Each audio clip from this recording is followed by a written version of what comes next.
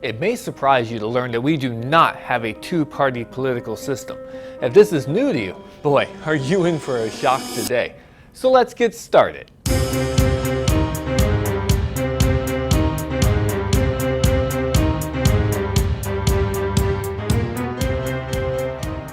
How's it going, everybody? Welcome to Virtual History 360. I'm Mr. Wade, and today we are talking about the different political parties in our country today.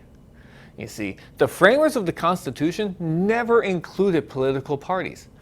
George Washington even warned about them in his farewell address. But yet, as the years have passed, political parties have become more ingrained in our culture. I'm talking Dixiecrats, Know-Nothings, Free Soilers, Prohibition.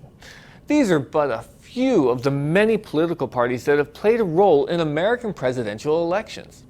The diverse conditions of historical eras and differing ideologies of America's people all gave rise to various political parties, founded to advance specific ideals and the candidates who represented them.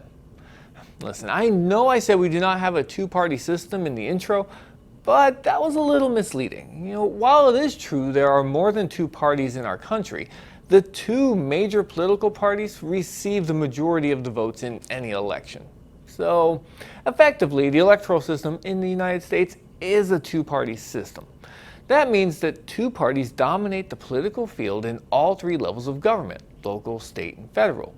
In the U.S., these two parties are the Republican Party and the Democratic Party. Other parties, often generally termed as third parties, include the Green Party, Libertarians, Constitution Party, and Natural Law Party. Since the Democratic and Republican parties are the two largest parties in the U.S., candidates from these two parties tend to get the plurality of votes. Therefore, other smaller parties are often left unsuccessful in elections. Americans whose political values closely align with candidates from one of the third parties might therefore instead choose to vote for either the Democratic or Republican Party. They do this to ensure that their vote is used on a candidate who has a better chance of winning. By doing this, it keeps the two-party system in effect. Now, let's take a closer look at these political parties. The two biggest parties in the U.S. are the Democrats and the Republicans, right?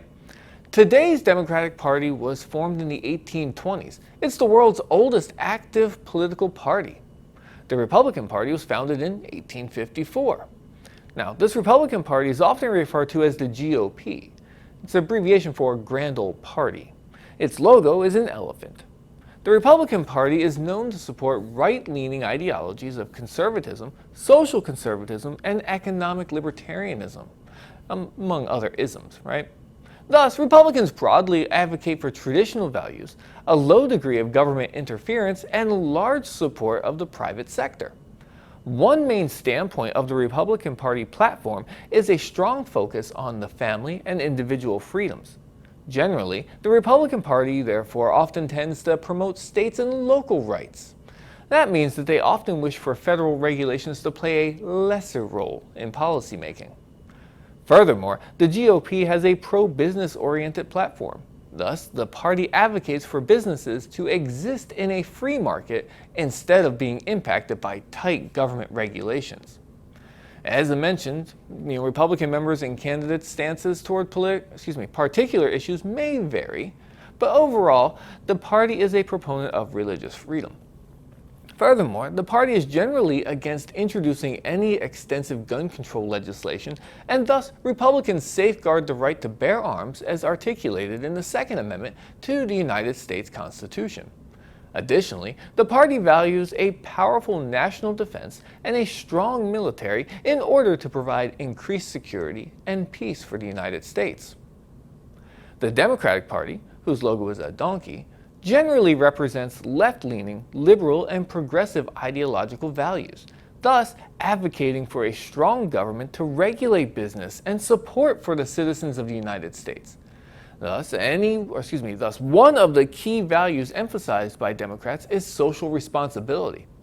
Overall, Democrats believe that a prominent and powerful government can ensure welfare and equality for all. Democrats tend to support heavy taxation of high-income households. In comparison to Denmark, where taxes are generally high, the Democratic taxation policy may not seem excessive, but on a U.S. taxation scale, these tax percentages are on the heavy end. Furthermore, Democrats to some degree support government-funded health care, and the party thereby aims to ensure that health and social services are accessible for all U.S. citizens. In opposition to Republicans, a large part of the Democratic Party promotes a tightening of gun legislation and dispute the right to carry concealed weapons as opposed to open carry. Now, there are many other parties, all of which are known as third parties, like I mentioned before. These parties are much smaller and not as well funded as the Democrats or the Republicans. So as a result, no third-party candidate has ever had a real chance of becoming a president in our modern era. To name a few, though, the Libertarian Party is one of the biggest third parties. Its goals are to expand freedoms for individuals and to limit the power of the federal government. The Libertarian Party was actually formed in 1971. Another party is the Green Party. Green activists in the United States first convened in Minnesota in 1984 and approved the 10 Key Values platform, which focuses on helping the environment. Then you have the Reform Party, founded by Ross Perot in 1995 to challenge the traditional parties after his failed attempt to win the presidency in 1992.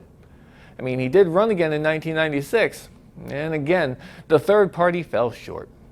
Now that you know a little bit more about the political parties in this country, I challenge you to complete a political ideology survey. Answer those questions honestly and see where you fall on the political spectrum. I'm going to put a link in the description to make it easier for you to find one. Tell you, you might surprise yourself with the results, but I do want to hear from you. In the comments below, tell me if your results from the survey surprised you, or at the very least, were not what you were expecting. Alright, you've made it this far in the video. That means you like the videos, that means you're supporting this channel, and I appreciate you.